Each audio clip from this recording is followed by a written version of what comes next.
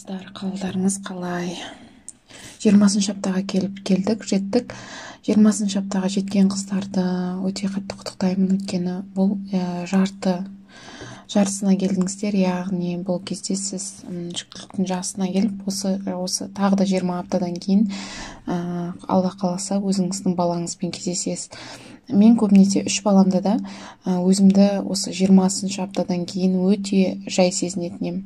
Қалай түсіндіруге болады? Оны өте қуанышты сезімде болатын, өйткені 20 аптада ол кезде нақты мен Құдай қаласа осы тағы да 4 айдан кейін бала өмірге келетініме сенетін едім. Неге? Өйткені жаңағы угроза, іш аурулар, менде барлық жүктілігімде бірінші кезінде ішім ауыратын еді. Ешқандай қан бөліністер жоқ, бірақ іш ауру сезімдері болатын, ішім қатып қалатын. Тонус дейді ғой, тонус матке, ондай да болған. Солардың бәрі 20 аптаға қарай менің үш жүктілігімде де жай түсе бастайды. Оның барлығы кетіп, ішіңіз жаймендеп өсіп, өзіңізді жақсы сезінесіз, ұйқышылдығыңыз кетеді, токсикозыңыз кетеді, барлығы кетеді. Осы 20 аптада бір әйел қуануға болады өзінің жүктілігіне. Көбінесе бұл әйелдер өзі қатты жүкті бола алмай, сорға болып жүрген әйелдер осы кезде десе болады. Сол қыздар, бұл лирикалық бастау болып табылды. Енді қазір біз балаға келетін болсақ, жалпы баланың салмағын айтып кетсек, ол 20 сантиметрге дейін ұзындығы, және де 260 грамм болады. Кешіріңіздер, 260 граммдай бала. Кокосты көрген шығарсыздар, кокос. Үлкендігі кокостай, яғни сіздің ішіңізден балаңыз сыртта көрініп тұрады. Және бала сыртқы көріністе іштен ішіңіз көрініп тұрады, және де баланың қозғалыстары өте жақсы болып табылады. 18 аптада, 16 апталарда бала қозғалысы қалай айтсам болады, онша білінбейтін еді. Ол кезде сіз бір арасында бір сезімде болатын. Осы кезде кәдімгідей бала жыбырлағанын, маткаңызды аяғымен ұрып жатқанын, немесе балық сияқты, бұл жерде орын бар ғой балаға. Әлі орын бар, 260 ғана грамм. Сондықтан ол деген неше түрлі ішінде ойнап, жүзіп жүретін кезі. Және де баланың бұл кезде қандай өзгерістер болып жатыр баламен? Баламен өзгерістер көп деген болып жатыр. Бұл кезде бала өте жақсы дамып жатыр. Бұл кезде баланың жалпы демалу орталығы, және нерв жүйесі, және де ас қорыту, және де қан тамыр жүйесі өте қатты дамып жатыр. Яғни бұл кезде не болып жатыр? Бала жүрегі соғысы, бір қыз жүрек соғысын менен сұрапты, 160-ға дейін, 160-170 болуы мүмкін жүрек соғысы. Жақсы соғып тұр. Баланың 25 литрге дейін бір суткіде жүрек арқылы қан итереді, және де демалу сезімдер жасағысы келеді. Сондықтан демалам деп қасындағы судың бәрін жұтып, ол асқазанға барып, асқазан оны қорыта бастайды. Қорытып, мекония жасап жатыр осы кезде. Нерв жүйесі жақсы дамыған сонша, ол көп нәрсені естиді. Сіз осы кезден бастап балаға музыка қойсаңыз болады. Өйткені бала музыканы тыңдай алады. Дамығаны сонша музыка тыңдай алады. Осы 20 аптадан бастап. Огер 22, 23, 24 апталарда одан сайын күшті дамый бастайды. Яғни жаңа айтып жатырмын ғой, барлық нерв жүйесі. Менде осындай жағдай болды. Мен осы 3-ші баламды соңғы туып жатқан кезде роддомда жатқан қыздың баласы жылай берді. Неше түрлі себептерге байланысты. Түшіп қойды ма дейді, оны қарайды. Жоқ, емізеді. Қызы жылай берді. Сонда ол қыз жүкті кезінде бір өлең бар екен, баласын тыңдайтын. Өзінің бірінші баласы сондай әлпештеген, 5 жылдан кейін көтеріп, туған зорға Құдайдан тілеп алған баласы ғой. Сонымен ол қыз жүкті кезінде жақсы музыканы алып, мен атын білмеймін ол музыканы, тек қана бір музыканы қоя берген екен баласына. Ұйықтайтын кезде, мен өзім ұйықтап жатқан кезде қойып қоятын дейді.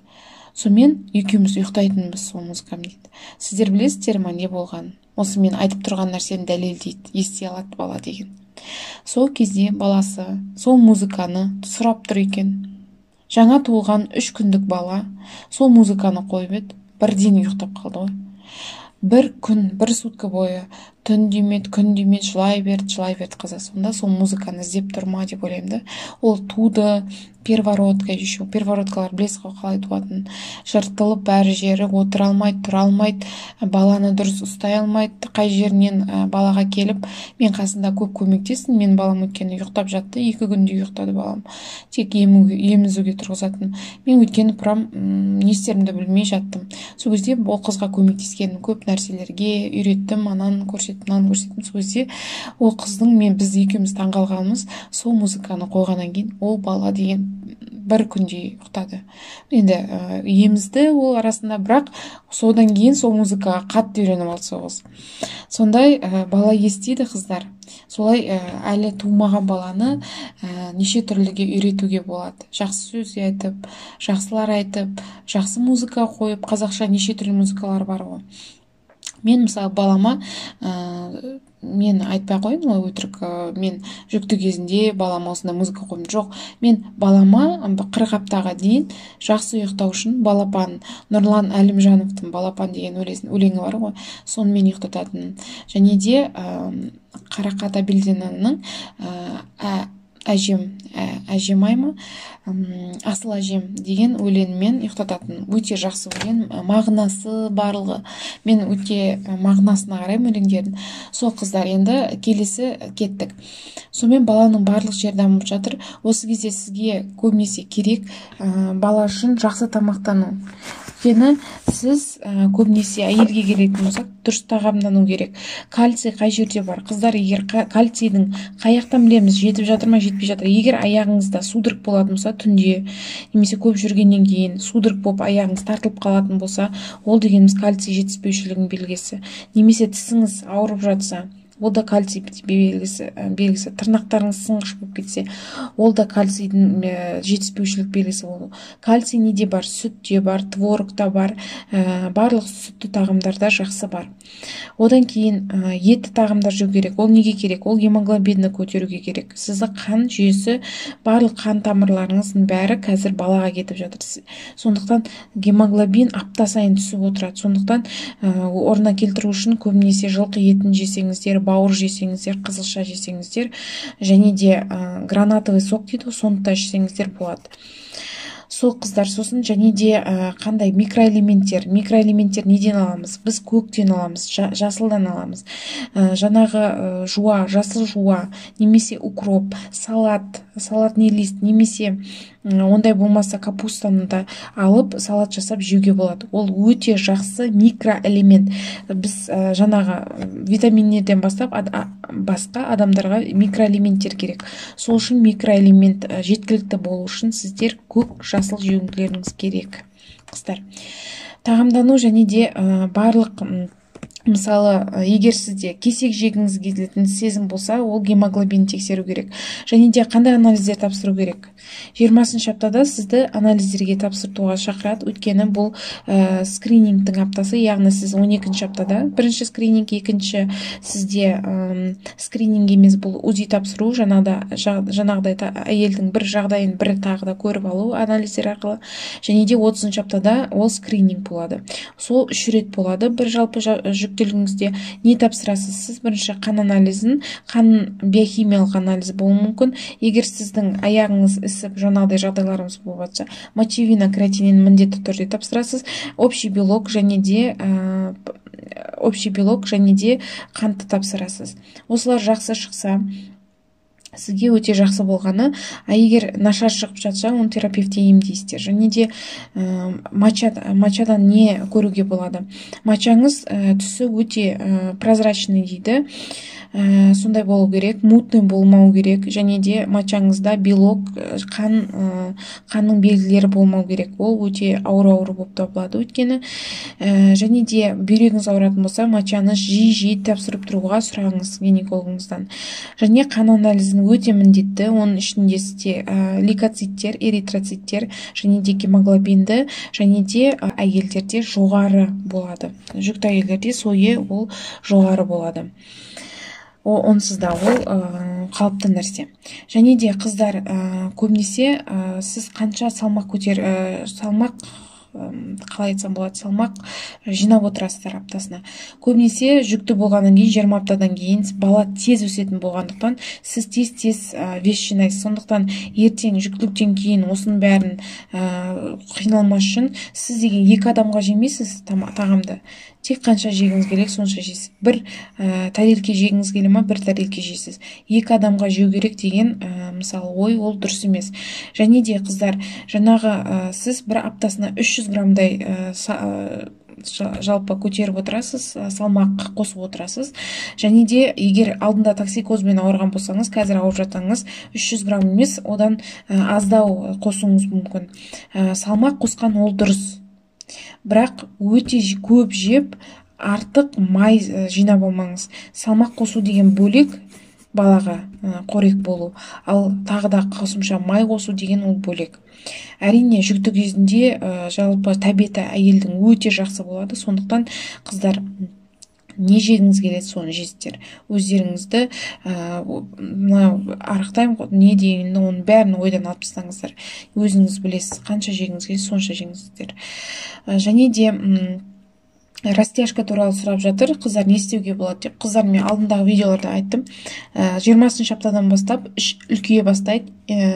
Егер сізде алдында жүкті болған қыздар болса, білесіздер, растяжка шығып кетуі мүмкін, немесе стрела шығып кетуі мүмкін. Ондай болмас үшін сіздер ішіңізге крем от растяжек, немесе ондайға жағдайларыңыз болмаса, жаңағы крем, оған жағдайларыңыз болмаса, жаңағы май бар ғой, мен көбінесе крем таусылып қалған кезде, немесе бір соңына қарай крем таусылып қалды, осы 39-38 аптаға келген кезде, мен жақсылап ішімді майлайтындығым, кәдімгі оливковое масло деген бар ғой, сонымен майлайтындығым, ішімді жақсылап, аяқтарымды, бүкселерімді, өткен соларда шытылады. Сондықтан мен растяжкаларым бар, бірақ өте аз. Сол қыздар, өте аз, көрінбейтін жерлерде, бірақ ішімде ешқандай растяжка жоқ, Құдайға шүкір. Бірақ жаңағы бүксемде арасында бар. Олардың бәрі ағарып көрінбей кетті қазір. Өйткені менде жаңағы айтып тұрмын ғой, жақсылап майлап жағатындығым. Өйткені сізде ертең бір жерге суға түсуге барғанда, бассейнге барғанда, немесе жалпы өзіңізге де ұнамайды ғой, ішіңіздің бәрі жыртылып кеткен болса. Сол қыздар, бір жағында соны да ойлау керек. Және де баланың қозғалысы бұл кезде өте активті болу керек. Сіз сезуіңіз керек. Ол жалпы балаңыздың егер қозғалмай қалса, балаңыз сіз байқап жүрсіз, жақсы қозғалып келді, одан кейін қозғалмай қалса, онда өте қатты мұқият болыңыздар. Ол өте, егер қозғалмай қалса, бірінші очередь гинекологқа айтасыз. Сіз УЗИ тапсырасыз. УЗИ скрининг болады, балаға жаңа айтуға ұмытып, скрининг болады. Бұл скринингте 20 аптада сізге көбінесе қыз ба ұл ма, сол кезде консультацияда айтады. Егер сіз 16-18 аптада өзіңіз үшін ақылы түрде тапсырмаған болсаңыз, УЗИді 20 аптада көбінесе айтып береді сізге, қыз ба ұл ма. Және де қыздар, бұл қызылдан басқа өте маңызды, жалпы маңызды УЗИ болып табылады. Бұл УЗИде қалып қоймаңыздар. Өйткені баланың порог дейді ғой, порог сердца, порог органов, дыхание, немесе жалпы порог органов мочеполовой системы дейді. Солардың бәрін осы кезде көреді баланың. Қай жерінде порог болып тұр? Жүрегінде ма, клапандарының порогы ма, немесе осының бәрі алдын ала не үшін білу керек? Өйткені сізде, егер Құдай сақтасын, бірақ болады ондай, егер балаңыздың жүрек ақауымен немесе басқа да ақаулармен туатын болса, сізде арнайы жалпы перзентханалар бар. Бізде мысалы жүрек ақауларына арналған перзентхана бар. Сол жаққа егер жүрек ақауымен туады деген сіздерде УЗИда көрсе, сол жаққа жібереді. Яғни ол кезде бала туған кезде бірден неонатологтар, жаңа жүрек дәрігерлері күтіп тұрады баланы. Соған өте жақсы квалификациялық дәрежеде, жақсы дәрежеде баланы алып қалу үшін жақсы көмек керек болса, сол жерде операция жасайтын керек болса, соның бәрін жасауға дайын тұратын жерге жібереді. Өйткені осы 20 аптада сіз міндетті түрде жалпы баланың барлық органдары жақсы дамыды ма, барлық миы жақсы ма, омыртқасында ешқандай грыжа жоқ па, барлығы жақсы жатыр ма көру үшін осыған органдар тапсыруға УЗИге баруыңыз керек, баланы көру үшін. Және неге? Өйткені 12-ші аптада сіз бірінші рет скрининг жасадыңыз УЗИ арқылы. Ол кезде сізде тек қана даунға тексерді, жалпы баланың жаңағы мойындағы аралығын өлшеп, сол ғана тексеріледі. Бұл кезде органдар, ми жүйесі дұрыс дамымағандықтан ол жерде ештеме көре алмайды УЗИ. Сондықтан бұл 20-ші аптада міндетті түрде УЗИге тапсырамыз, қыздар. Сол қыздар, келесі 21-ші аптада кездескенше сіздерге ұнаса лайк қоямыз, және де комментарий жазып отырамыз, қыздар. Мен каналымды қолдау үшін. Және де келесі кездескенше аман сау болайық.